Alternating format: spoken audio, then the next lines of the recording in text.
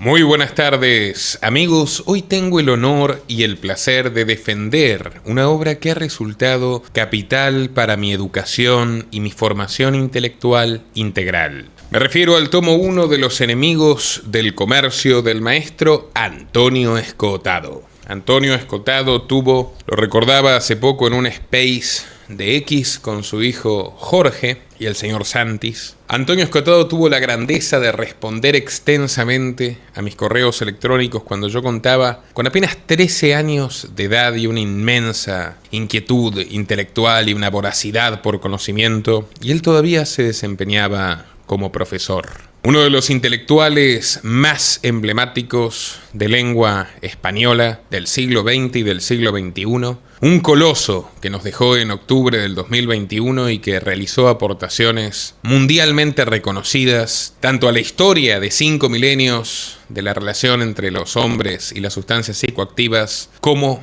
a la relación del hombre con la propiedad y las ideas morales al respecto. Amigos y enemigos del lucro, de la autonomía y del trabajo remunerado, al fin y al cabo.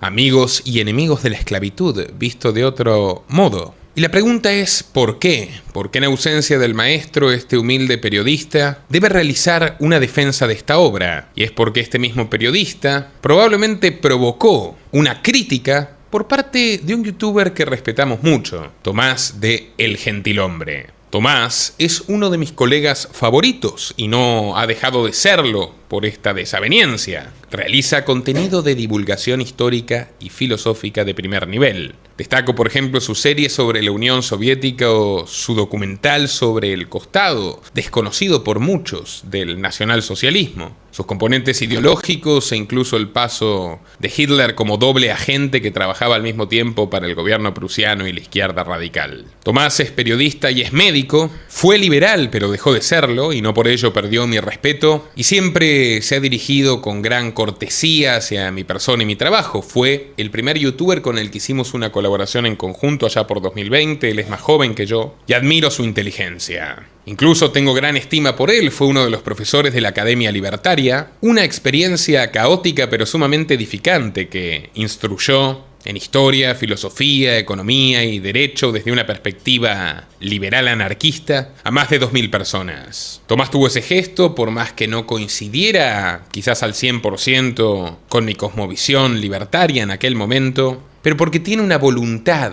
de educar que valoro y respeto. Desde ya yo les recomiendo que sigan a El Gentilhombre e incluso valoro que él me haya sugerido la construcción de un nuevo estudio y el aprovechamiento de mi equipo humano para hacer podcasts, tertulias, que es lo que haremos. Ya hemos completado la recaudación, felizmente, para tener nuestro propio estudio y mientras tanto estamos aquí donde también seguiremos grabando El Milagro Paraguayo, nuestro segundo canal. Así que despejamos cualquier especulación o búsqueda ociosa de rencores o rencillas donde no las hay. Dicho esto, hace años que mantengo un debate con Tomás sobre la obra de Antonio Escotado y el papel del pobrismo cristiano en una serie de desdichas e incluso tragedias que asolaron a la humanidad desde los últimos tiempos del Imperio Romano y hasta entrado el siglo XX. Siempre me entusiasmó conversar con Tomás, católico y más bien tradicionalista sobre este tema, por la riqueza de su argumentario. E hicimos este video grabado en el Ágora Studios en Buenos Aires hace algún tiempo, donde básicamente expresaba matizaciones a la tesis de Escotado, pero ni la interpelaba, ni la contestaba, ni la refutaba.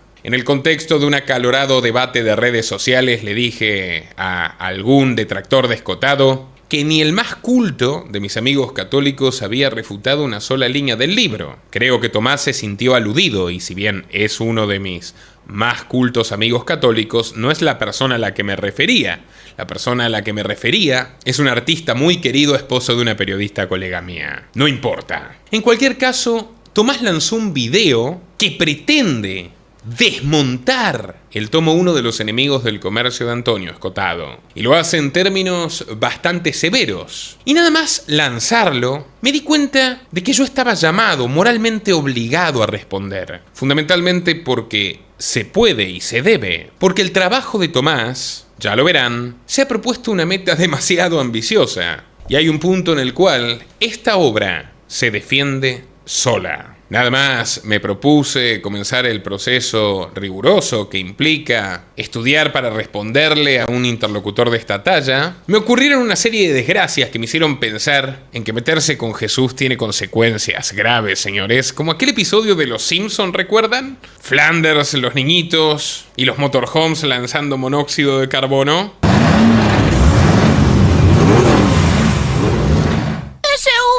Que me sienta mareado. No, Roddy, el señor no nos dejaría morir así. Así es, Ned. Ahora ustedes tomen una siesta mientras yo preparo chocolate. ¡Sí! Bueno, más allá del chascarrillo, que quede claro que aquí respetamos a los creyentes, nadie está obligado a avisorar un debate histórico que puede ofenderlo, e incluso en todos estos meses he pasado de ser un agnóstico a un virtual deísta. Pero no cambia mi postura sobre la religión organizada y fundamentalmente sobre los hechos históricos y las visiones morales que los moldearon y ejecutaron. No estoy solo en esta faena, sino que me acompaña, un joven discípulo llamado a superarme y que sin duda lo hará. Lucas Sosa Segovia, quien también formó parte del staff de profesores de la Academia Libertaria, fue el más joven de hecho, y que en su día llegó a mí cuando contaba con apenas 17 años. Desde entonces, su esfuerzo para educarse a sí mismo e incluso extender los conocimientos de multitud de áreas a los que accedió, no han hecho más que reforzar mi respeto hacia su persona, que ha realizado él mismo su propio ejercicio de refutación en el video de Tomás del Gentilhombre. Por ende, unimos fuerzas para realizar esta ponencia juntos, lo cual creo que me enorgullece. Y quizás desde alguna nube de opio, el maestro sonríe por tenernos aquí juntos en torno a este prodigioso libro que tanto ha contribuido a nuestras vidas. Lucas, bienvenido. Muchas gracias, Nicolás. Estoy muy feliz de estar acá a tu lado y espero que saquemos provecho de esto. Sin más preámbulo entonces, amigos, comenzamos. Vamos a escuchar la introducción del video de El Gentilhombre. En su trilogía Los enemigos del comercio, Antonio Escotado propone una interpretación ambiciosa de la historia del comunismo como proyecto social. A diferencia de la mayoría de los historiadores que sitúan este movimiento dentro de la modernidad política, Escotado rastrea sus orígenes hasta la antigüedad, identificando una tradición de rechazo al comercio y la propiedad privada que se extiende desde Esparta hasta la actualidad.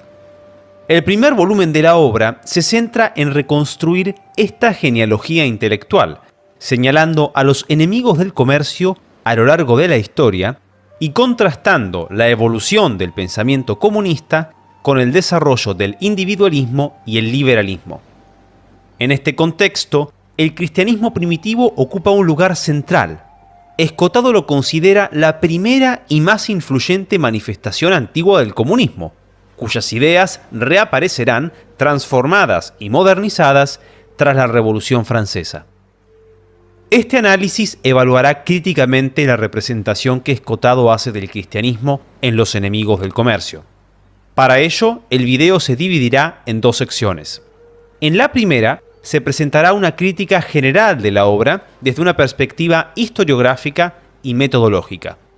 En la segunda, se examinará su tratamiento del cristianismo, prestando especial atención a su interpretación de los esenios, los ebionitas y los textos del Nuevo Testamento, así como a la influencia del cristianismo en la cultura política y económica de la antigüedad tardía. Finalmente, se presentarán las conclusiones más relevantes. Si bien la crítica presentada en este video es minuciosa, he procurado mantener un equilibrio entre una evaluación rigurosa y un enfoque claro y accesible para quienes se interesan en la intersección entre economía, historia y religión.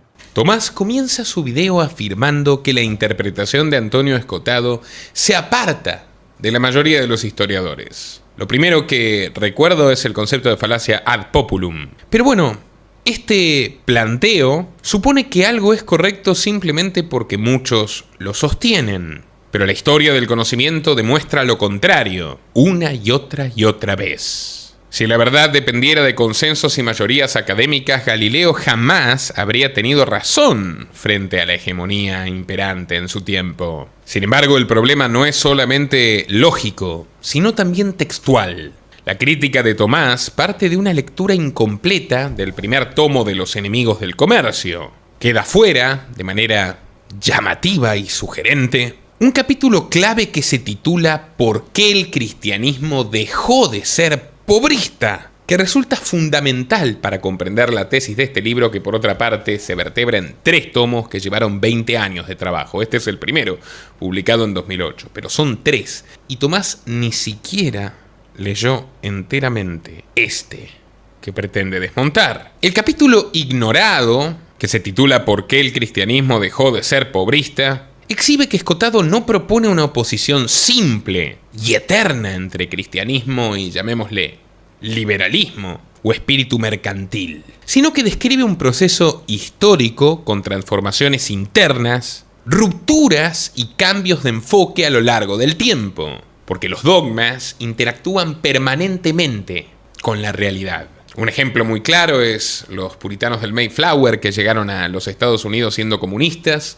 Como Dios proveerá, no llevaron redes para pescar. La mitad de la población pereció en el camino. Otros tantos murieron en su experimento agrícola y vivían a base de robarle maíz a los indios, hasta que finalmente el gobernador dijo: basta, reinterpretemos las escrituras, creo que Dios no quiere que muramos de hambre. Y comenzaron con la propiedad privada, el cultivo individual, la meritocracia. Y bueno, a partir de ahí una riqueza desbordante y el origen de los Estados Unidos, que nace de un experimento comunista fallido, un experimento comunista cristiano y una retractación también cristiana. Pero bueno, esta anécdota es posterior incluso al capítulo sobre por qué el cristianismo dejó de ser pobrista y que versa sobre la reforma y la contrarreforma. Al omitir esta fracción crucial del escrito de Escotado, la crítica del gentilhombre termina atribuyéndole al autor una postura que el propio libro matiza y complejiza. No creo que Tomás haya actuado de mala fe, pero sin duda se arrojó precipitadamente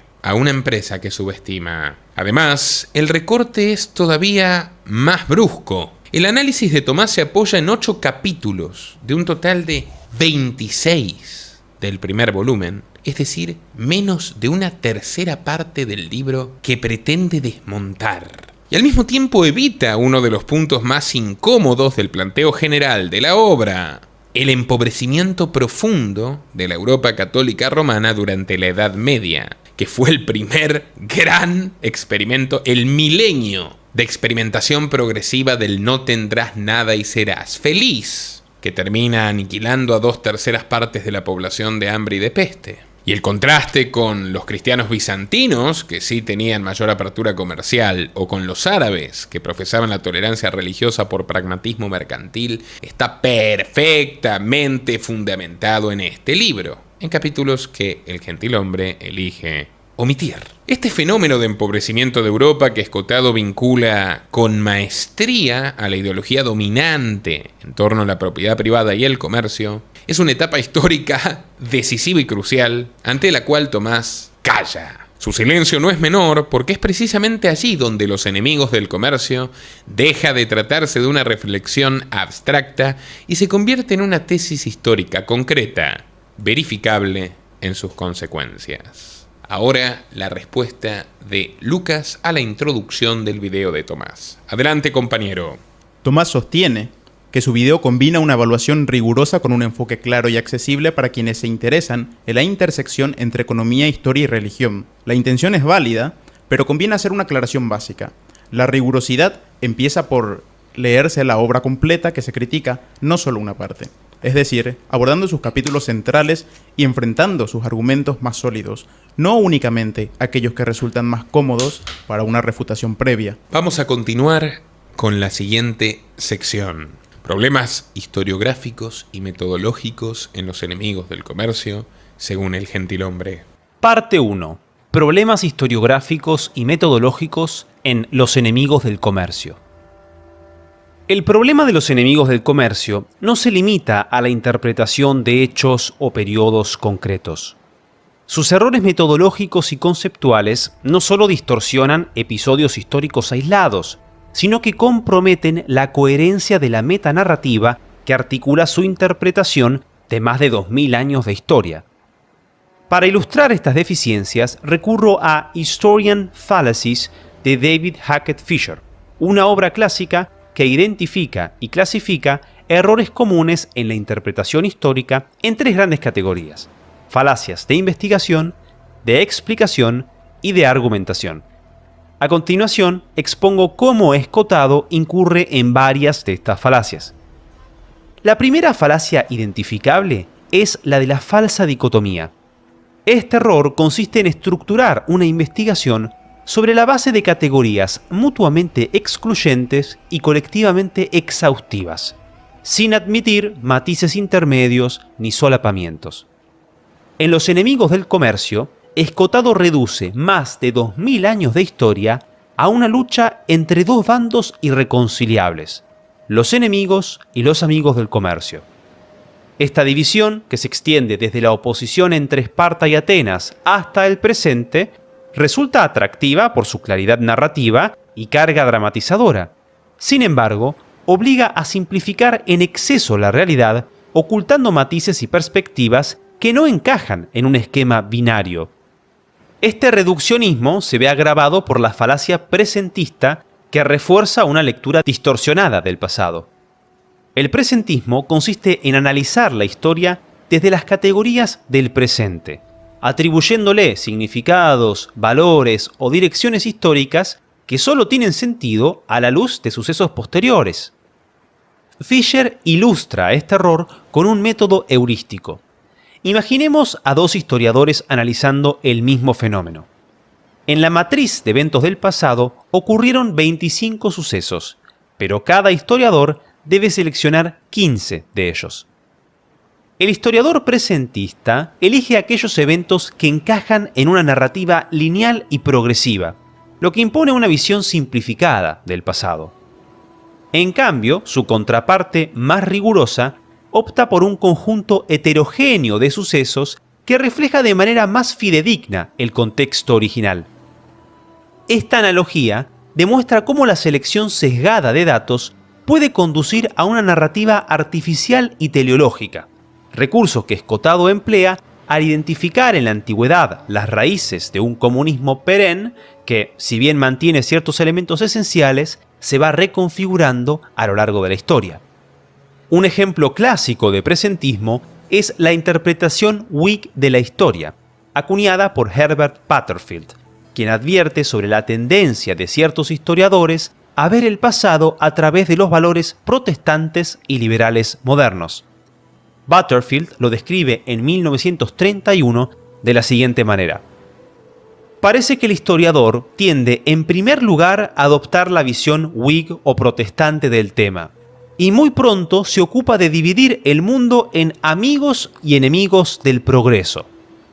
En este sistema, el historiador está obligado a interpretar su función como la exigencia de estar atento a las semejanzas entre el pasado y el presente, en lugar de estar atento a las diferencias, de modo que le resultará fácil decir que ha visto el presente en el pasado, imaginará que ha descubierto una raíz o una anticipación del siglo XX, cuando en realidad está en un mundo de connotaciones completamente diferentes y simplemente ha tropezado con lo que podría demostrarse como una analogía engañosa. Trabajando sobre el mismo sistema, el historiador Whig puede trazar líneas a través de ciertos eventos, alguna línea como la que conduce a través de Martín Lutero y una larga sucesión de Whigs a la libertad moderna, y si no es cuidadoso, comienza a olvidar que esta línea es simplemente un truco mental suyo, llegando a imaginar que representa algo así como una línea de causalidad. Este modelo de distorsión histórica se ajusta sorprendentemente bien a la estructura de Los enemigos del comercio. Escotado cree haber identificado los antecedentes del comunismo en la antigüedad, pero en realidad está imponiendo sobre el pasado una connotación moderna que desfigura su contexto original. Curiosamente, el propio Escotado intenta anticipar esta crítica en su libro. Cito: Se objetará que negar la cesura entre comunismo milenarista y comunismo científico construye unidades saltando sobre sus diferencias, y que la vitalidad del entendimiento no depende de aglomerar, sino de separar, distinguir y matizar. No hay duda que la estupidez extrema identifica a los sujetos a partir de sus predicados, deduciendo de su común blancura una identidad entre la nieve, la cal y la pasta de dientes. Así como nada puede considerarse más profiláctico que discernir lo heterogéneo de lo análogo, lo parejo y lo accidentalmente afín, nada justifica ignorar un espíritu unitario allí donde se ponga de manifiesto. Una secuencia puede descomponerse en planos cronológicamente desordenados, pero el nervio del asunto reaparecerá aquí y allá, imponiendo al montador de la película transformar sus coincidencias en casualidades. Bueno, Tomás acusa a Escotado de caer en una falsa dicotomía por supuestamente ignorar los matices y las zonas grises de la historia. Sin embargo, la acusación de Tomás ignora que dichos matices, como anticipé, están explícita y artesanalmente trabajados a lo largo y ancho de este tomo. Esta edición, por ejemplo, son más de 600 páginas, ¿no? Ahora, lo curioso es que algunos de los matices que elabora el propio Escotado están presentes en ese tercio de la obra que Tomás leyó, los 8 capítulos que aborda. Para demostrarlo basta con acudir precisamente al libro. A continuación se presentan 3 ejemplos concretos del tomo 1 que muestran que Escotado evita las dicotomías rígidas y trabaja en cambio sobre continuidades, transiciones y ambigüedades históricas. En la introducción de este precioso libro, Escotado advierte de manera explícita contra la tentación de dividir la historia en bandos cerrados, al afirmar, cita literal, despreciar el principio de continuidad se paga con dogmatismo, y grandes perjuicios se han seguido de ceder a aquella tentación que traza anchas líneas divisorias allí donde la naturaleza no ha dibujado ninguna. En aquel pasaje iniciático, Escotado deja en claro que su enfoque no es binario. No por nada, su método es el de Hegel. Es decir, la historia es un proceso fluido, complejo, donde las ideas y las conductas humanas se mezclan, se transforman y evolucionan. No son inmutables ni axiomáticas. En su análisis de la Reforma Protestante al referirse a Lutero y Calvino, Escotado no se limita a decir que estos dos eran fans del comercio, como suele simplificar ese gran comediante español llamado Jesús Maestro. Escotado emplea una etiqueta más curiosa, la del socialismo anticomunista. ¿Qué significa eso? Bueno, que armaron un combo híbrido. Por un lado, Lutero y Calvino bendijeron el trabajo duro y la propiedad privada. Adiós a eso de que ser pobre es la única garantía de la salvación.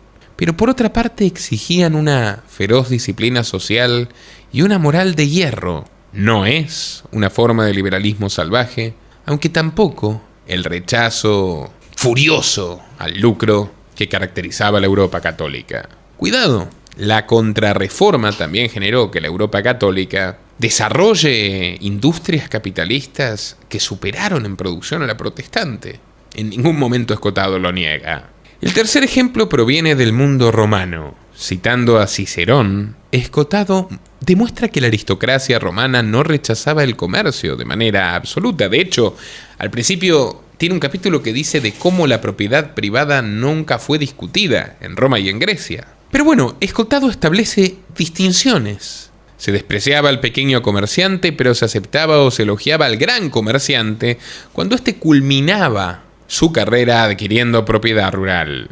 Esto revela una jerarquía de valores propia de una sociedad originalmente agrícola y una heterogeneidad interna que impide clasificar al Imperio Romano como un enemigo del comercio sin matiz. Escotado no lo hace en ningún momento. Estos 3 ejemplos revelan que la acusación de falsa dicotomía que lanza el gentilhombre es insostenible cuando se lee la obra completa en lugar de un recorte parcial. Lucas. El problema de fondo con lo que dice Tomás es más bien de método. Aquí se están mezclando dos cosas que no tienen nada que ver. Una cosa sería armar una clasificación rígida, es decir, agarrar la historia y ponerle etiquetas fijas a todo el mundo. Estos son buenos, estos son los malos del comercio, sin aceptar matices ni líos. Eso sí sería una dicotomía de manual. Pero Escotado no va por ahí. Lo que él usa es un recurso analítico. Básicamente, una herramienta para pensar un problema específico. No intenta encasillar a todo el mundo, sino seguir el rastro de una pregunta a través de los siglos. Es como un mapa. No es el terreno real, pero te sirve para no perderte. El historiador David Hackett Fisher dice que hay una falsa dicotomía cuando te hacen preguntas trampa, del tipo o esto o aquello. El ejemplo típico que propone Fisher en su libro es, por ejemplo, ¿la revolución industrial fue una bendición o una maldición? Esa pregunta tiene truco, porque obviamente la realidad es muchísimo más compleja y puede ser ambas cosas a la vez. Pero Escotado no plantea esos dilemas. No está tratando de meter toda la historia en dos cajones, ni se pregunta si la sociedad era amiga o enemiga del comercio en sí. Lo que hace es seguir un hilo muy fino. Identifica quiénes, cuándo y por qué defendieron que la propiedad privada es un robo y el comercio su instrumento. Es decir, no está repartiendo carnet de buenos y malos, sino investigando una tensión moral que se repite una y otra vez en la historia. Proseguimos escuchando, más de 5 minutos donde Tomás sostiene que Escotado peca de la falencia historiográfica presentista. Adelante. Si bien Escotado acierta al rechazar la falacia de la analogía perfecta, la idea que el comunismo moderno y el premoderno son idénticos, su propio argumento incurre en la falacia presentista que estructura toda su investigación. Fragmenta la historia en planos desordenados, identifica semejanzas dispersas y las ensambla en una narrativa con apariencia de continuidad ininterrumpida. Pero si, como él mismo advierte, el nervio del asunto reaparecerá aquí y allá, imponiendo al montador de la película transformar sus coincidencias en casualidades, no resulta casual que su propio montaje termine reproduciendo los vicios historiográficos señalados por Butterfield. Una historia reducida a la eterna pugna entre amigos y enemigos del progreso, donde el partidismo y el moralismo se imponen sobre el rigor histórico. Estos errores se manifiestan en distintos niveles de la obra. En ciertos pasajes aparecen de manera sutil sin comprometer la validez de su argumento. En otros afectan el núcleo mismo de su investigación. Por ejemplo, Escotado insiste en contrastar la supuesta tolerancia religiosa del Imperio Romano con la intolerancia cristiana, una visión inspirada en Edward Gibbon, un historiador del siglo XVIII, que el autor cita continuamente a pesar de sus conocidos sesgos e imprecisiones. Esta comparación incurre en una distorsión porque extrapola el concepto moderno de tolerancia, que surge tras la Reforma Protestante y se asocia a una concepción doctrinal e institucional, a una época en la que las dinámicas religiosas y políticas eran radicalmente distintas. En la antigua Roma, la religión se manifestaba a través de prácticas como sacrificios y rituales destinados a asegurar el favor de los dioses. Para la mentalidad pagana, cada pueblo debía rendir culto a sus dioses, y el culto a los dioses romanos constituía, ante todo, un deber cívico romano, regulado jurídicamente por el ius sacrum, el ius religiosum y los colegios sacerdotales. A los pueblos sometidos no se les exigía abandonar sus propias tradiciones, sino reconocer y rendir homenaje a la supremacía de los dioses romanos, cuya preponderancia se justificaba en la victoria militar. Por lo tanto, englobar la armonía o la coerción religiosa en la antigüedad bajo el concepto moderno de tolerancia es un anacronismo. Si bien esto puede parecer un error menor, evidencia un descuido metodológico que compromete el núcleo de su obra. Escotado presenta su investigación como un intento de rastrear el origen del comunismo. Cito: "El objetivo era precisar tanto como fuese posible quiénes y en qué contextos han sostenido que la propiedad privada constituye un robo y el comercio es su instrumento. Varios años más tarde, tras averiguar quiénes fueron esas personas y grupos desde el siglo XIX, comprendí que su tesis era muy anterior, que había reinado largos siglos sin oposición y que esa zona del árbol genealógico comunista era pertinente para no confundir allí el tronco y las hojas, lo perenne y lo caduco. Esta afirmación es problemática porque presupone que el comercio ha operado siempre bajo una lógica mercantil y que su ausencia refleja una mentalidad protocomunista que lo reprime. Sin embargo, esta idea ignora un siglo de debates en la historiografía económica. Desde finales del siglo XIX, los estudios sobre la economía antigua han oscilado entre dos grandes posturas: primitivistas, como Karl Bücher, que enfatizaban la autosuficiencia y la escasa mercantilización de las sociedades antiguas, y modernistas como Edward Meyer o Mikhail Rostoshev, que argumentaron que Grecia y Roma tenían mercados dinámicos comparables a los del capitalismo temprano. Sin embargo, el debate cambió de rumbo en 1973 con La economía antigua de Moses Finley, quien, influido por Max Weber y Karl Polanyi, defendió que las economías antiguas no pueden analizarse bajo los mismos parámetros que el capitalismo moderno, ya que estaban profundamente integradas con estructuras políticas, sociales y religiosas. A partir de entonces, el campo historiográfico experimentó un giro significativo y actualmente se tiene especial precaución para evitar caer en anacronismos. Aquí es donde Escotado tropieza. Presenta un marco analítico donde equipara comercio con mercado y libertad y su ausencia con una mentalidad comunista que lo reprime, una simplificación que distorsiona la realidad histórica. Las economías antiguas no se organizaban exclusivamente en torno al intercambio mercantil. La reciprocidad y la redistribución desempeñaban roles fundamentales en muchas sociedades. Si bien el comercio existió desde la prehistoria, su lógica y funcionamiento variaron significativamente a lo largo del tiempo. Incluso en épocas de gran expansión económica, como el periodo grecorromano, los principales actores económicos eran los gobiernos, los mercados estaban fragmentados y los elevados costos de transacción limitaban las oportunidades de inversión. Además, la economía antigua era esencialmente agraria y la mayor parte de la población dependía de una economía de tipo doméstica o familiar. En síntesis, la metodología de Escotado, marcada por falsas dicotomías, presentismo y anacronismos, no solo distorsiona episodios específicos, sino que compromete la validez global de su proyecto historiográfico. Bueno, estimado colega, creo que lo primero que tenemos que aclararle al público es en qué consiste realmente el presentismo. Presentismo no significa tener una tesis, ni usar categorías actuales, ni escribir desde la actualidad. Toda la historia se escribe desde el presente por definición. Lo que se critica desde Herbert Butterfield en adelante es algo mucho más específico. Un ejemplo clásico que a mí me gusta sacar a relucir, y que se lo he sacado a relucir en múltiples conversaciones a Tomás, es el de la política de Aristóteles. En uno de los tomos, Aristóteles sostiene que existen instituciones naturales del ser humano, como por ejemplo la familia y la propiedad.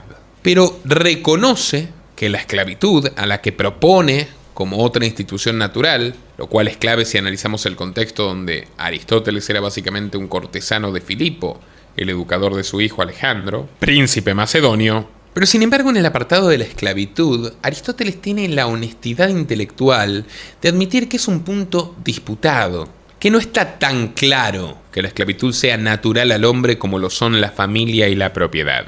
Entonces cita a un contemporáneo suyo, el historiador Teopompo, quien sostenía que la esclavitud no era natural, sino una novedad histórica impuesta por el poder. Aristóteles discute valores duraderos y no oculta las controversias reales de su tiempo. Esto no es presentismo, es análisis histórico serio. Decir que la esclavitud estaba totalmente aceptada en la Grecia clásica es mentira. Decir que era inapelablemente considerada como natural es mentira. Decir que no existieron formas de protocomunismo que incluso influyeron la genealogía de la idea comunista y que están reconocidos por los padres del comunismo como ejemplos inspiradores es mentira. Sigamos. Cuando consideramos todos estos factores, la crítica de Tomás se debilita. Mientras acusa al maestro Escotado de proyectar categorías modernas sobre el pasado, él mismo simplifica la obra, utilizando bibliografía posterior a su publicación, incluyendo textos de 2016. Cuando el primer tomo de Los enemigos del comercio, amigos, que es el libro que Tomás pretende desmontar, fue publicado en 2008, ¿cómo iba a Escotado transportarse en el tiempo, no? Además le llevó 10 años de trabajo, comenzó en el 98. Además, negar de plano la inmanencia y recurrencia de ciertas actitudes morales frente a la propiedad y el comercio, muchas de ellas compulsivas, no es una exigencia metodológica neutral, es una decisión interpretativa subjetiva. En otras palabras, a Tomás le conviene hacer de cuenta que no hay continuidades, que las continuidades son forzadas. La crítica a la historiografía Whig, tal y como la formuló Herbert Butterfield, podría discutirse con más sentido respecto de los tomos segundo y tercero, que Tomás no analiza ni leyó, como tampoco leyó el resto del primer tomo. Aplicando esa crítica a la historiografía Whig de Butterfield al tomo 1, los resultados serán precarios, y el propio texto de Escotado lo demuestra. Escotado advierte de forma expresa contra lo que denomina distorsión retrospectiva, es decir, el error de creer que el pasado fue solamente una escalera diseñada para llegar a donde estamos hoy. Por eso, ni de broma acepta que Europa sea capitalista por naturaleza.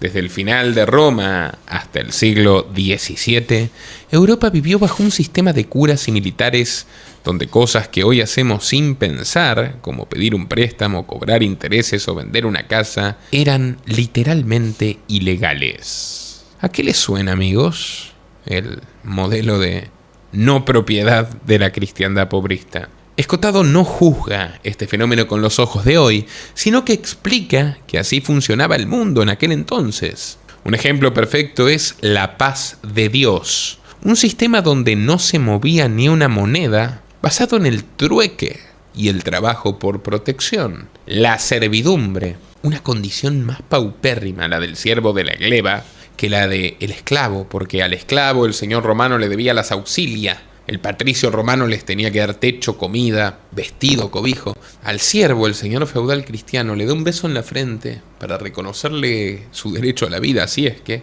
Y el siervo tiene que trabajar lo que pueda para no morir y darle un porcentaje al señor / al amo, independientemente si después su familia perece por inanición. Ese sistema de la paz de Dios fue una respuesta desesperada a la miseria y al caos tras la caída de Roma, es decir, cuando se deja de respetar a la propiedad se genera pobreza, y la respuesta ante esa pobreza en un círculo vicioso es tomar decisiones que generan más pobreza. Es el eterno ciclo a través del cual el socialismo y sus antecesores aman a los pobres y los multiplican.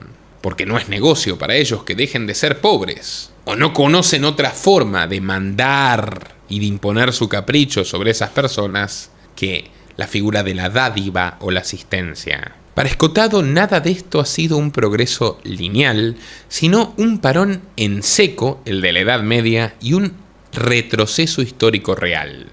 Hago referencia al tomo 1, Introducción, sección 1, páginas 24 y 25, y también la página 28. Vamos con un segundo ejemplo: distancia estética y seres de tercer tipo. Escotado explica cómo trabaja, usa lo que se llama distancia estética. En vez de juzgar a los personajes históricos como si fueran vecinos suyos, permite que la historia cuente su propia versión sin imponerle sus valores. Escotado rechaza la idea de que el dinero o el mercado fueron inventados por un genio con un plan maestro. Para él son creaciones impersonales, entre comillas, seres del tercer tipo, cosas que surgen solas, de forma espontánea, por una nube de actos humanos que nadie planificó. Esto se ve clarísimo cuando analiza a las primeras comunas cristianas y su obsesión con la pobreza como virtud. No les echa la bronca por no saber de economía, sino que entiende su estilo de vida como un plan de estabilización en la miseria. Aprender a vivir con menos, adecuarse a una época pauperizada. Todo esto tiene sentido. El sistema de esclavos romano se hundió, no había posibilidad de pagar salarios y la gente estaba en la calle.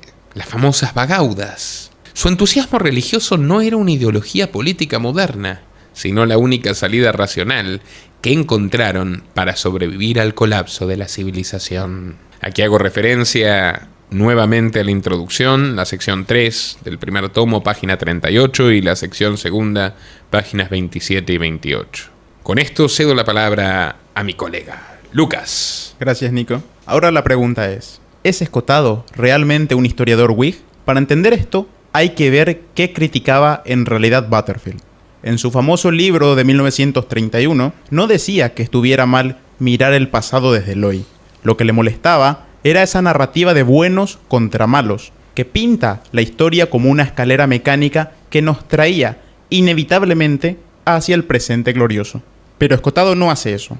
Él no cuenta la victoria final del liberalismo ni pone al presente como juez supremo. Lo que hace es describir ciclos, cómo las ideas anticomerciales aparecen y reaparecen una y otra vez. Puede gustarte o no, pero encajarlo a la fuerza en el molde de Butterfield es forzar mucho la realidad. Tomás acusa a Escotado de un lío metodológico, pero sus errores se basan apenas en un par de ejemplos flojos. Critica a terceros o debates específicos sobre una economía antigua. No hay pruebas de que Escotado use un mecanismo de presentismo.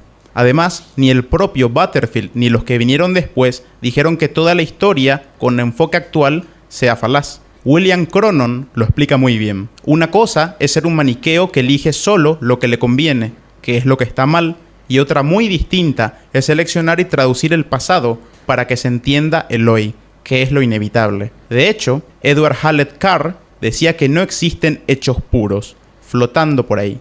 La historia es siempre un diálogo entre el historiador y los datos. El pecado no es tener un punto de vista, sino esconderlo.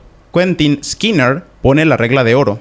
Puedes usar categorías desde el hoy, pero no puedes decir que los personajes de hace 1000 años tenían las intenciones modernas que eran imposibles en su época.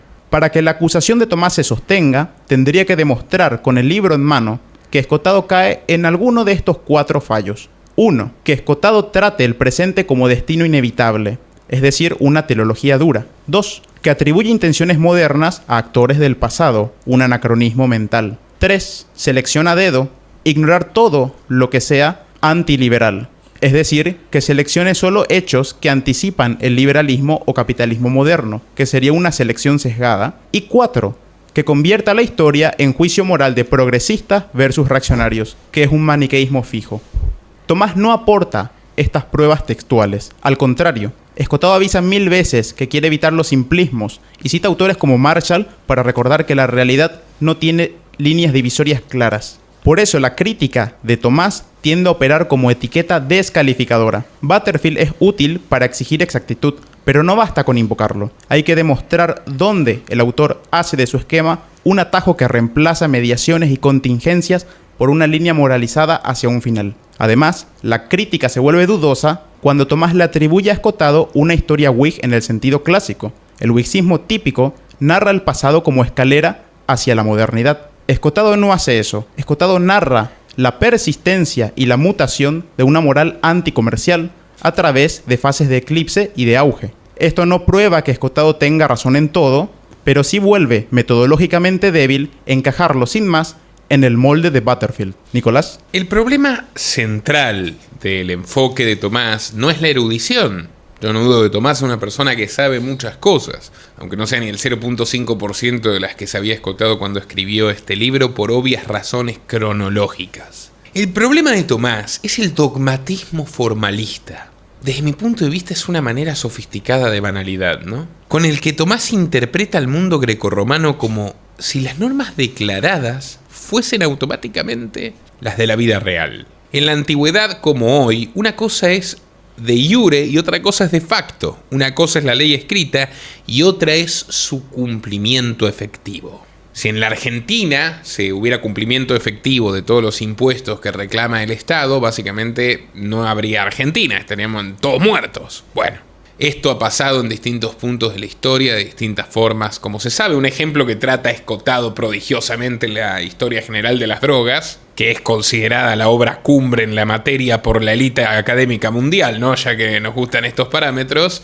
es como la primera prohibición, el primer experimento prohibicionista fracasado en la antigua Roma, el que impulsó el cónsul Espurio Postumio, ¿recordás, Lucas? Tras su fracaso total, cuando terminan metiendo presos senadores, centuriones, quebraron delatores anónimos remunerados y todo lo demás, una crisis social prácticamente en bancarrota, los tipos dejan de perseguir las bacanales y dejan de perseguir los licores enriquecidos con opio y a las vacantes y esas costumbres que consideraban licenciosas y demás, dejan ser al ser humano tras el fracaso de su experimento, pero no hacen mucho ruido al respecto, simplemente no persiguen más. Muy parecido a lo que pasa en Europa con los estupefacientes hoy. Bueno, tomemos la cuestión religiosa. Es lisa y llanamente falso sostener que existía una adhesión cívica, masiva y homogénea al politeísmo romano como si fuese una proto-religión de Estado cerrada. El politeísmo romano, que en gran medida se forjó interactuando con la cultura superior que advirtieron y absorbieron tras la invasión de Atenas, fue diseñado de manera inclusiva, sincrética y pragmática. Roma no exigía fe interior ni ortodoxia doctrinal, exigía orden público y ritos mínimos. Base del éxito del imperio, libertad de costumbres, que se expresa perfectamente en la figura de Herodes y más aún después en la figura de Poncio Pilatos. Roma no te pedía que creas en su religión. Roma te daba libertad para que sigas viviendo tu vida a cambio de que le pagues un impuesto razonable y eventualmente una cuota belis de gente dispuesta a pelear por Roma. Así fue como Roma toleró los cultos egipcios, persas, orientales y los paganismos locales durante siglos. La persecución sistemática por motivos religiosos no aparece con el politeísmo, aparece con la cristianización obligatoria del imperio. Ahí se rompe algo esencial: la convivencia de los cultos. Como explica un autor que le gusta mucho a Tomás, Peter Brown, un historiador académico, una de las mayores novedades del cristianismo tardoantiguo fue, cito literal, la pretensión de verdad exclusiva y universal, algo que comparte con el socialismo científico de Karl Marx, Lucas, me acabo de dar cuenta, radicalmente ajeno al modo de pensar del mundo romano clásico, bastante más abierto, ¿no?, a la ciencia y a las modificaciones impuestas por la realidad, ¿no? Pragmatismo reforzado por la helenización, es decir, por la absorción de la cultura griega.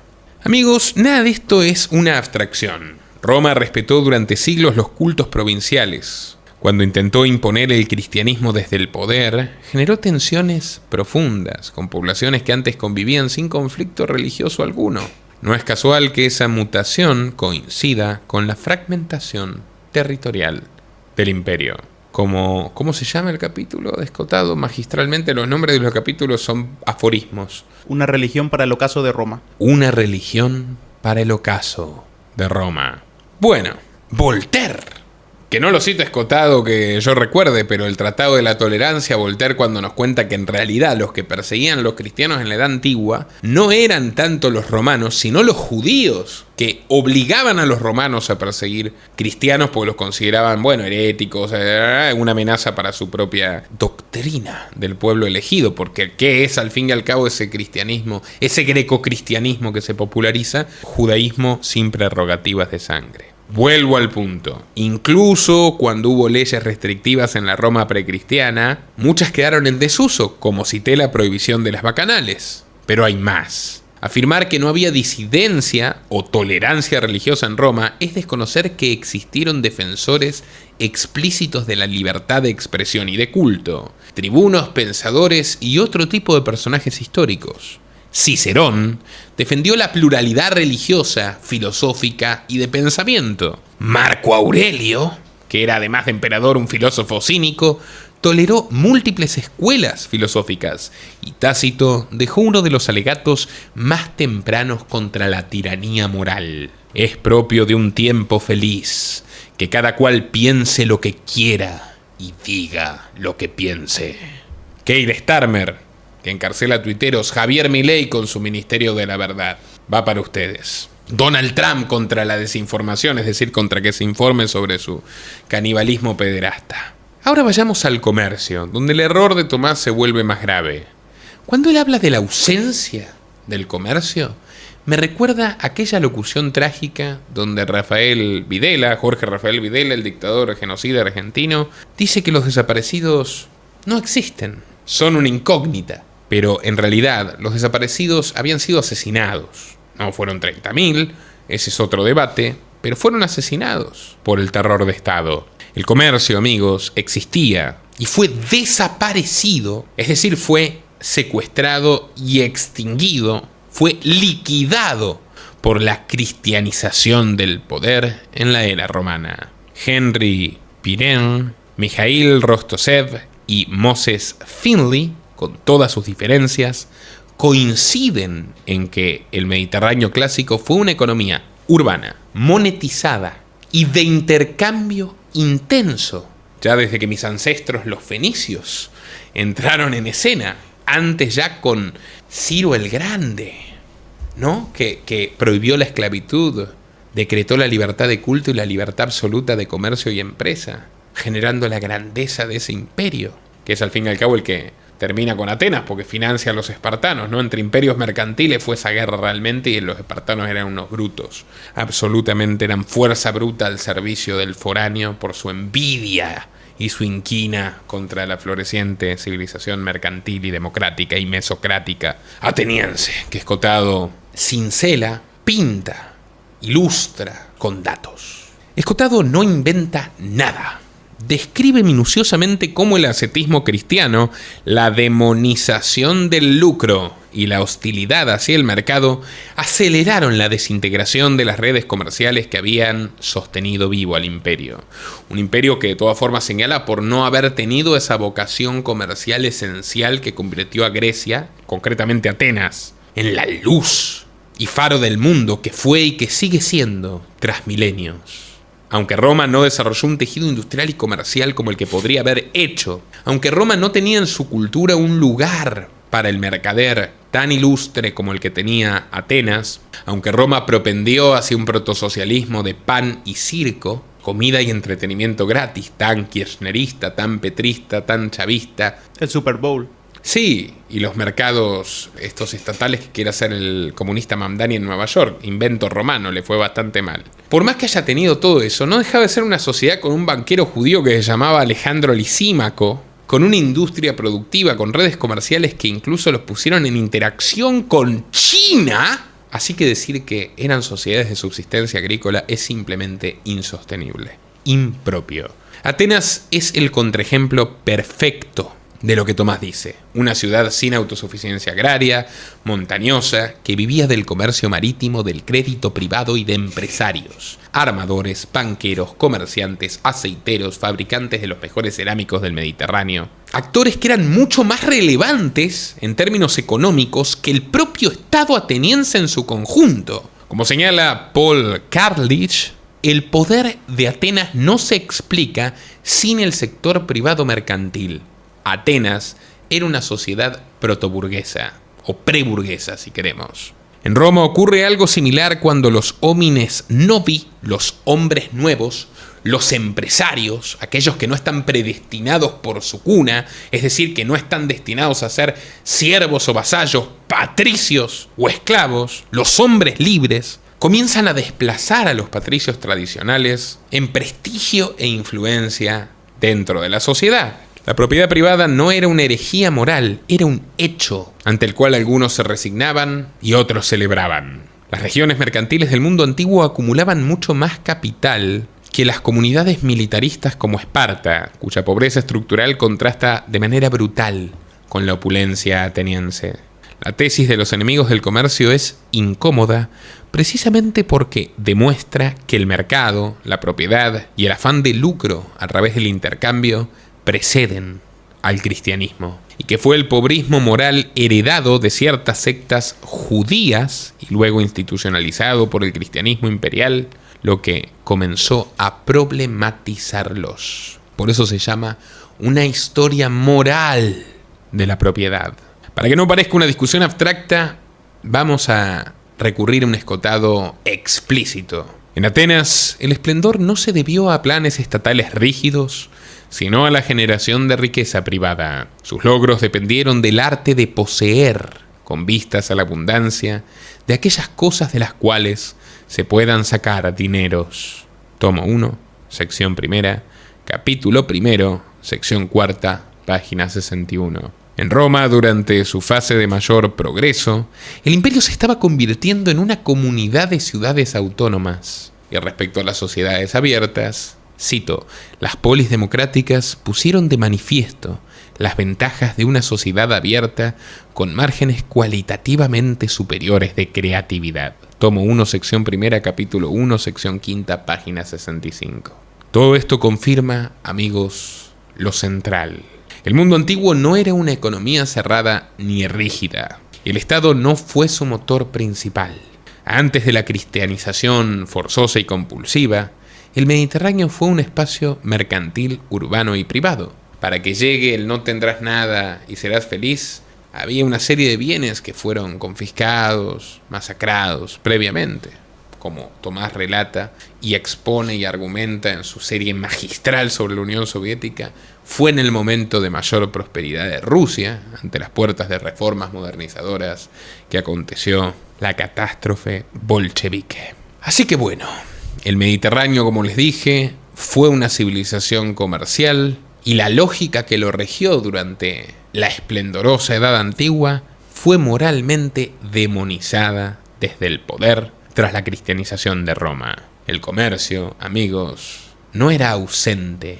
El comercio fue asesinado. Lucas. Bueno, Nicolás, hay algo que aclarar en este punto. Tomás le salta a la yugular a Escotado por citar a Edward Gibbon al comparar la tolerancia romana con la cristiana, soltando el típico que Gibbon no es neutral, que Gibbon estaba sesgado. Pero a ver, tener sesgos no te quita la razón.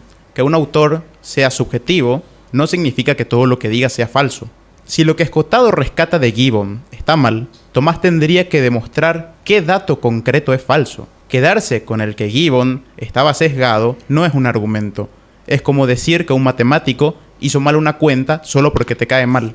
El sesgo por sí solo no refuta nada si no explicas cómo ensucia exactamente el punto que se está discutiendo. Perdón, tengo que aclarar algo. Él critica a Escotado por usar a Gibbon como fuente, asumiendo que Gibbon, bueno, escribió hace siglos. Y después vamos a ver cómo dice, ¡oh! Pero Flavio Josefo dijo que los esenios eran unos sujetos extraordinarios. Hermano, adelante. Así mismo, Nicolás. ¿Se puede hablar de tolerancia si todavía no existía esa palabra? Es verdad que la tolerancia, como valor liberal, es algo moderno. Pero de ahí a decir que no podemos comparar si una cultura era más abierta o más represiva que otra, hay un abismo. Si prohibiéramos usar palabras modernas para hablar del pasado, la historia sería un disparate imposible de contar. No podríamos hablar de libertad, de propiedad o desigualdad antes del siglo XVIII, porque conceptualmente no existían. Caeríamos en un purismo de palabras, un academicismo paralizante estéril, que nos dejaría a todos mudos. Lo que importa no es la etiqueta, sino si la comparación respeta el contexto y no les inventa a los antiguos intenciones que no tenían. Si Tomás quiere acusar a Escotado de un anacronismo con fundamento, tendría que probar en qué momento Escotado dice que los romanos eran liberales de doctrina, algo que él no hace. Lo que Escotado describe es un régimen que, en la práctica, se bancaba la diversidad de rituales y por eso saltó por los aires cuando el monoteísmo se impuso a la fuerza desde el poder. Al final, el problema no es el término que uses, sino entender el mecanismo histórico que subyace detrás, de cómo empezaron a excluir al que pensaba distinto. ¿Cuántas lecciones emanan sobre la Agenda 2030 o las religiones únicas de Estado que intenta imponer el globalismo y contra las cuales tanto Tomás como nosotros combatimos? Se parece muchísimo a este fenómeno, el del tecnofeudalismo, la renta básica universal, el no tendrás nada y serás feliz y el pensamiento único, se parece peligrosamente a cómo el ser humano fue desposeído de riquezas y conocimientos tras la imposición del cristianismo pobrista y la debacle romana y esa larga pesadilla oscurantista. Adelante. Es así, Nicolás. Y este mismo error que comete Tomás aparece en su crítica al plano económico. Tomás dice que Escotado mezcla el comercio antiguo con el libre mercado moderno y cita a Moses Finley y habla de Karl Polanyi como si fueran la última palabra sobre el tema.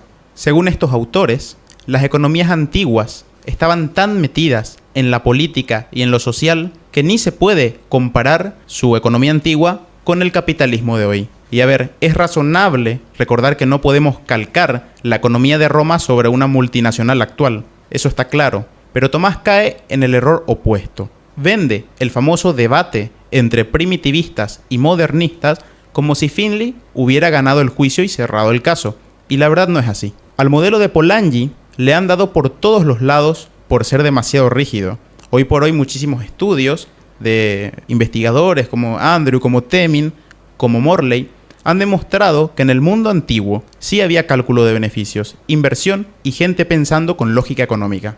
Un buen signo de esto es que un volumen de síntesis como el de Cambridge Economic History of the Greco-Roman World, ahí advierten clarito: cuidado con irse a los extremos, porque eso solo provoca hombres de paja y tapa puntos medios. Incluso subraya que ni Moses Finley ni Rostov-Tev encajan bien en esas etiquetas. Por eso, si Tomás quiere acusar a Escotado de anacronismo económico, no le alcanza con tirar los nombres de Finley como si fueran un amuleto. Tendría que mostrar el párrafo exacto donde Escotado dice que el comercio antiguo es igualito al capitalismo moderno y explicar por qué esto no se sostiene con los datos en la mano. En otras palabras, la acusación de anacronismo, tal como la plantea Tomás, no encuentra un error de fondo. Lo que hay es una lectura demasiado literal de las palabras y el uso de los pesos pesados de la academia que hoy en día están bastante cuestionados. Nicolás. Bueno, acá yo quiero aludir a dos cosas.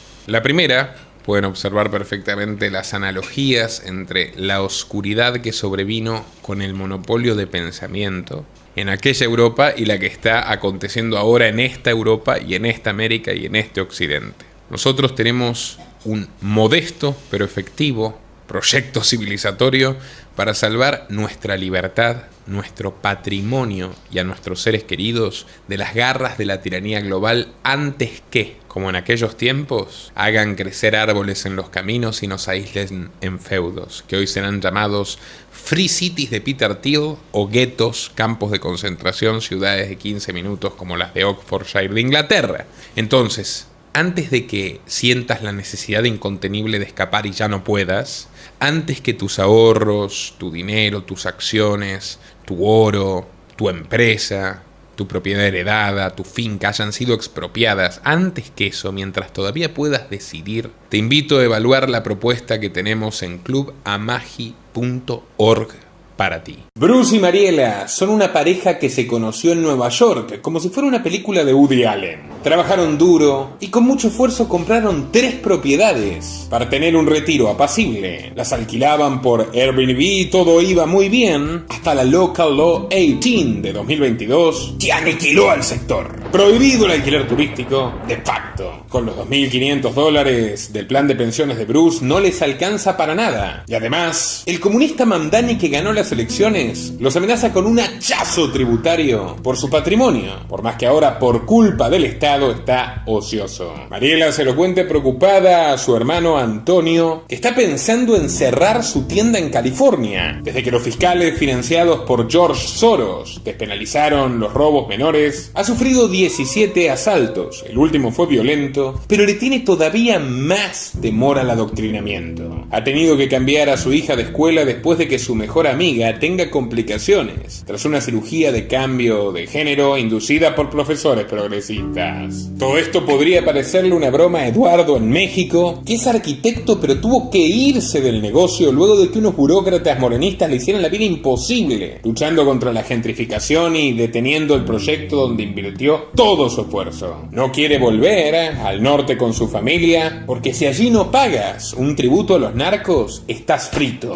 Algo similar le ocurre a tía Claudia en la Argentina, que le entrega el 70% de la renta del campo que heredó de su familia al Estado, pese a que Milei le había prometido una libertad que no ve por ningún lado, pagando por la leche, unos jeans Levi's o un termo Stanley, lo que sus amigos en Estados Unidos. Y todo esto porque no está en España y es varón, como Jaime, que con 40 años ya ha tenido 3 denuncias falsas, obviamente ninguna condena, pero ha pasado 3 noches en el calabozo y lo que no perdió en el divorcio se lo va a quitar Hacienda, temiendo además que la casa que le dejaron sus padres sea ocupada y la pierda para siempre, mientras ahorra para poder pagar lo que el Estado pretende cobrarle para venderla, más de la mitad de su valor. Para todos ustedes, amigos, existe una solución. No es masiva, no es barata, pero puede permitirte ganar muchísima calidad de vida en una tierra estable, libre y accesible, pero solo podrás invertir aquí con alguien de confianza. Por todo eso, si te interesa, regístrate en clubamagi.org.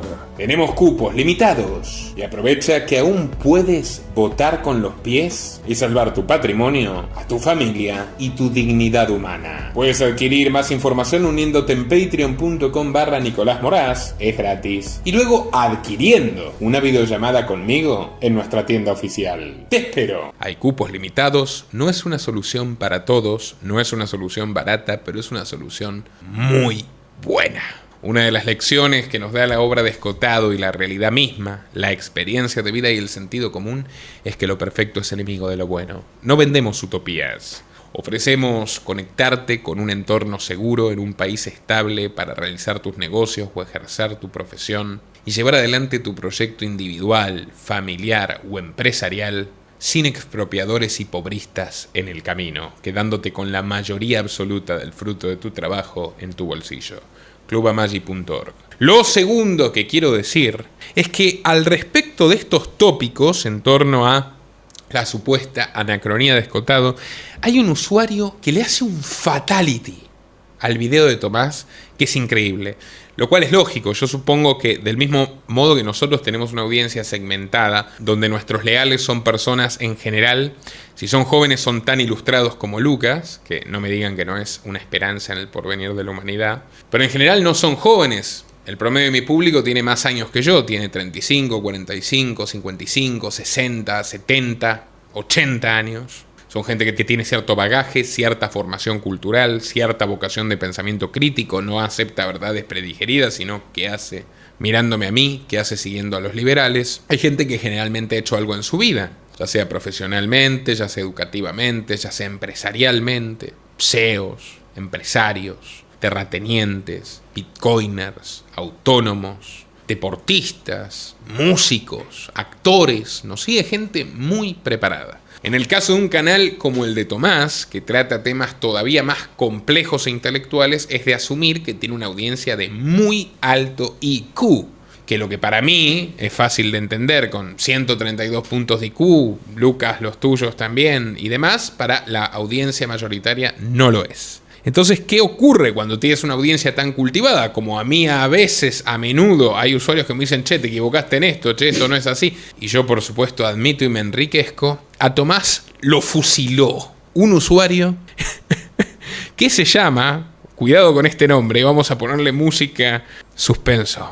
2FIAFISDOAFW34. En adelante le diremos el usuario de YouTube. Bueno, entonces, el usuario de YouTube le ha dicho a Tomás lo siguiente. La otra vez, lo tienes junado, la otra vez que hiciste una crítica a Escotado, ya te dije que metiste la pata y lo volviste a hacer. Especialmente con tu historicismo radical. El consenso contemporáneo en historia económica y arqueología no sostienen dicha posición. Las conclusiones de Finley, ya ni hablar de Weber, parcialmente, o peor, Polanyi, cuyas tesis son defendidas solo por legos en asiriología u otros campos de estudio de la antigüedad, no son tan ampliamente aceptadas como lo planteás, Tomás. Tienes a historiadores de Roma como H.H. Scullard, una de las mayores autoridades en el campo. Por favor, Alan, mostrá esa sonrisa poética de Lucas. Voy a leer un ratito con esa sonrisa de fondo. Tienes a historiadores de Roma como H.H. Scullard, una de las mayores autoridades en el campo, que publicaron o reeditaron sus libros. Puedes volver a mí, Alan. Después de la publicación de la obra de Finley, y no se inmutan en afirmar el capitalismo en la antigüedad, porque lo hubo. ¡Tan, tan, tan! Mira, por ejemplo, el trabajo de arqueólogos en egiptología y asiriología actuales, como David A. Warburton, quien es probablemente el que mejor domina la teoría económica de todos, y llega a afirmar que los faraones eran ya keynesianos, y que critica ese tipo de posicionamientos que tú sostienes como mero amateurismo o imposición ideológica, además que el propio historicismo radical que tú defiendes es una ideología moderna. No tienes cómo tener una perspectiva económica más precisa de dichas sociedades solo por ser historicista. Eso es una ilusión. También cita al economista e historiador económico Michael Hudson, que es un crítico duro del neoliberalismo y que afirma que prácticas similares a las contemporáneas neoliberales ocasionaron problemas y crisis en el mundo antiguo. O las críticas que le hicieron a David Graeber por su libro Debt, The First 5,000 Years, debido a la disminución del papel real del comercio y la inversión en el mundo antiguo que él hizo, a mi juicio por deshonestidad intelectual, puesto que era anarcosocialista, pero también porque no tenía cómo dominar todos los asuntos y bibliografías al mismo tiempo, algo que te pasa a vos, Tomás, también, y nos pasa a todos los mortales. Un libro fundamental del emprendedurismo en la antigua Mesopotamia, o sea, antes de los griegos y los romanos, es por ejemplo el de Garfinkel Stephen en 2012, Entrepreneurs and Enterprise in Early Mesopotamia, a Study of Three Archives from the Third Dynasty of Ur. Perdón por mi terrible pronunciación del inglés, aquí está la cita. O también le cita a otros más, ¿no? David, Mockil, Joel, Baumol, William, bueno, todas estas citas propias. La invención del emprendimiento en la antigua Mesopotamia, desde la antigua Mesopotamia hasta los tiempos modernos, o más general, The Modern Enterprise, Successor of Business Organization, Forms in Ancient Rome and Medieval Europe, de Philippe Guillaume en 2016. Cita varios libros más. No sé por qué, Tomás, le dice este usuario, que se levantó con el pie derecho y estaba inspirado, no sé por qué estás tan ansioso por refutar a Escotado si no dominás bien ni siquiera la bibliografía elemental y actualizada, y el estado de la cuestión actual en relación a historia de la antigüedad. No de uno o dos autores de los años 70 e ignorando a todos los demás. Dominar esa bibliografía te va a tomar años, como me está tomando a mí, y apenas rasco la superficie. El hegelianismo de Escotado es criticable, pero no te olvides que se le pasó décadas estudiando el asunto. Si bien tiene una selección bibliográfica criticable, porque no prioriza estudios actualizados en todos los casos, no toda la bibliografía que usa Escotado, y que obviamente Tomás no leyó porque solamente tomó 8 títulos de 26, es desactualizada. No es que él se saca las cosas del clavo. De hecho, me parece que su fuente principal para el feudalismo es Mark Bloch, que si bien es un clásico, ya es un libro de unos 70 años de antigüedad. Hoy en día se sabe que los feudos actuaban más como empresas agrícolas exportadoras que como islas autárquicas, según Sergi 1998, la idea de Edad Media. Para mí, lo más criticable de la obra de Escotado es que haya sido tan eurocéntrica y no haya hecho la misma labor para el Oriente o el antiguo Egipto o Mesopotamia. Totalmente de acuerdo. Una idea que yo tengo hace un tiempo es no buscar refutar a Escotado, una gilipollez infantil, sino inspirarse en él y tratar de hacer un trabajo colectivo de historiografía por especialistas en cada campo, para actualizar y o complementar su obra. Luego el gentilhombre respondió y el debate continuó, lo pueden ver al pie de su video, el video de Tomás. Así que proseguimos. Bueno, lo primero que hay que señalar, y esto ya condiciona todo el debate, es bastante concreto. La importancia que Escotado le asigna al cristianismo está concentrada fundamentalmente en el tomo 1 de Los Enemigos del Comercio, estos 26 capítulos de los cuales, reitero, Tomás solamente leyó 8, y a partir de esa lectura parcial pretende haber construido una gran refutación. No leyó el libro completo y sobre todo no leyó los tomos 2 y 3 que amplían y complejizan y matizan muchas de las cuestiones aquí discutidas. La crítica de Tomás siempre apunta a fragmentos aislados y nunca al arco completo de la obra. Escotado no escribe una historia monocausal donde todo se trata del cristianismo. No. Lo que hace es una historia de larga duración, y el cristianismo ocupa un lugar central solo en una etapa concreta del recorrido. Reducir los enemigos del comercio a una tesis sobre el cristianismo es una simplificación que solo puede surgir de la lectura incompleta. Dicho esto, el hecho de que Friedrich Engels elogiase calurosamente al cristianismo primitivo y que autores como Karl Kautsky y otros fundadores del llamado socialismo científico lo reivindicasen como antecedente, no es una ocurrencia caprichosa de Escotado, es una evidencia objetiva de la historia de las ideas. Y Tomás parece más interesado en la historia general que en la historia de las ideas, que es de lo que versa esta obra. Que los propios padres del socialismo moderno hayan visto en el cristianismo primitivo una inspiración, confirma en forma irrefutable que lo fue. Es un hecho autoevidente. El cristianismo primitivo los inspiró, dicho por ellos mismos. Acá hay un punto decisivo que Tomás pasa por alto. Los enemigos del comercio no es, ante todo, una historia económica, sino una historia moral e intelectual. Escotado no está diciendo que el cristianismo primitivo sea comunista en un sentido marxista, ni que funcione como un régimen político del siglo XX. Rastrea una continuidad de actitudes morales, una sensibilidad hostil a la propiedad privada, al comercio y al lucro, combinada con una exaltación de la comunidad igualitaria, el reparto y la condena del enriquecimiento individual. En ese contexto, que Tomás recurre a un clip aislado de una entrevista audiovisual con Juan Ramón Rayo es una evasión del problema. Extrae una frase breve donde Escotado define al comunismo como un feeling porque no ha tenido la entereza de leerse las 600 páginas completas y contestarlas en su conjunto, como mínimo, por no mencionar los otros 2 libros, que eso es lo que necesita para poder desmontar la tesis.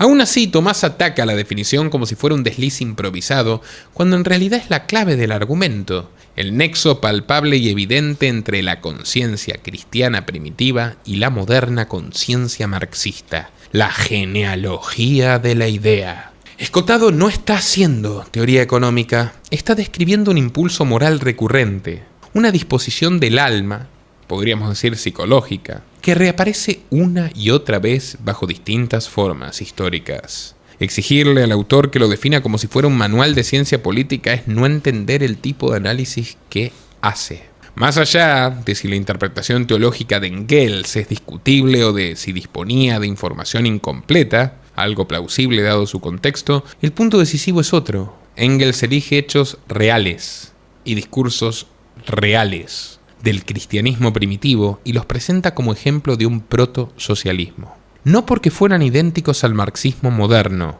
sino porque compartían esa matriz moral, el rechazo de la propiedad individual, la sospecha del comercio, la exaltación de la comunidad y la condena del enriquecimiento privado. Y acá viene una omisión que es deliberada, lo de borrar por completo la Edad Media, momento interesante de la historia, como si entre el cristianismo primitivo y la modernidad no hubiera pasado nada. Como si no existieran siglos enteros de elaboración doctrinal, institucional y moral, donde la actitud antimercantil se consolidó, se refinó y se convirtió en la auténtica hegemonía cultural compulsiva.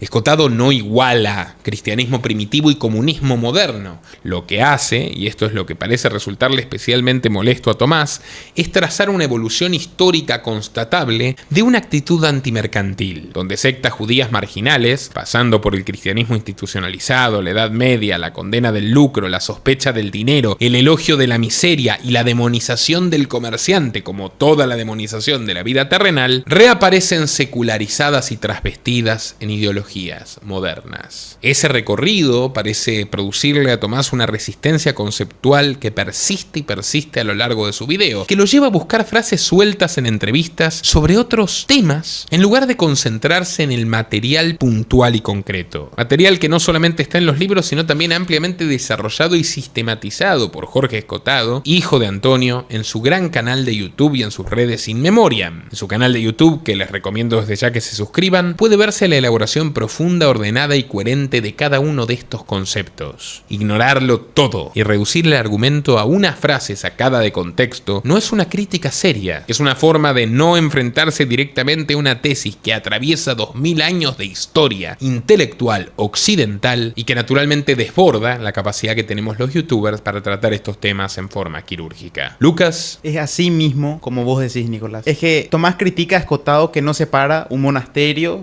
o el marxismo o la URSS de su supuesto comunismo en el cristianismo primitivo. Pero esa definición que Tomás exige a Escotado es la de un politólogo, digamos. No es apto para lo que está haciendo Escotado. Para Escotado la definición es más bien genealógica y en el propio libro define el comunismo, a pesar de que Tomás diga que no define el comunismo en ningún momento. Para Escotado el comunismo es, en esencia, la idea de que la propiedad privada es un robo y el comercio su instrumento. No es una definición de diccionario, es una definición operativa. Y es así mismo como tú decías, Moraz, que Tomás necesitaba agarrarse de una entrevista donde Escotado afirmaba que define el comunismo como un feeling y sin embargo esa entrevista no tiene nada que ver con los enemigos del comercio. Era una entrevista puntual que le hizo Juan Ramón Rayo a Escotado, muy personal, digamos, y quiero establecer un punto sobre otra entrevista que le realizaron a Escotado que sí tiene que ver sobre el libro Los enemigos del comercio, que es una entrevista que le realizó Fernando Sánchez Dragó. Esta entrevista... Las Noches Blancas, 2008. Ese mismo. La primera entrevista televisiva que vi de Escotado en Telemadrid. Las Noches Blancas es así, Nicolás. Ahí Dragó le pregunta a Escotado quiénes son los enemigos del comercio. Y Escotado responde magistralmente que los enemigos del comercio son los enemigos de la libertad, son los enemigos de la realidad y son los enemigos de una actitud voluntaria en la vida. A lo que Dragó le pregunta a Escotado si la escena de Jesús echando a los mercaderes del templo que está en la portada del libro, si esa escena donde Jesús echa a los mercaderes del templo es ahí donde arrancan nuestros males de lo que él llama pobrismo. Eso es lo que le pregunta a Escotado. Y Escotado responde algo sumamente interesante. Escotado dice que no, que nuestros males en realidad tienen 1000 orígenes y van a tener 1000 salidas. Que esto es simplemente la más ambiciosa actitud alternativa al comercio para vivir bien y mejor. O sea, que las personas pueden pensar que su meta es la libertad y aunque la libertad ni se coma ni se pese, como decía Escotado, el no tenerla es muy duro. De modo que hay una sociedad basada en que la gran meta, tanto individual como colectiva, es la libertad. Y hay otra, casi tan antigua, pero a juicio de Escotado anterior, que es la de decir, ¿dónde demonios nos va a llevar la libertad? Nosotros lo que en realidad queremos es seguridad. Y la principal seguridad que queremos es que las cosas sigan siendo como antes eran, sin cambios. Y Nicolás, el comercio introduce cambios. Esa paz de Dios no era de Dios, sino de los cementerios. Y siempre hay que matar al hombre viejo para crear al hombre nuevo que es redimido y perfectible y perfecto, como el que quieren Marx y el Che, a diferencia del hombre nuevo romano que en realidad era un sujeto existente que a partir de las herramientas de la realidad, su astucia y la suerte podía construir fortuna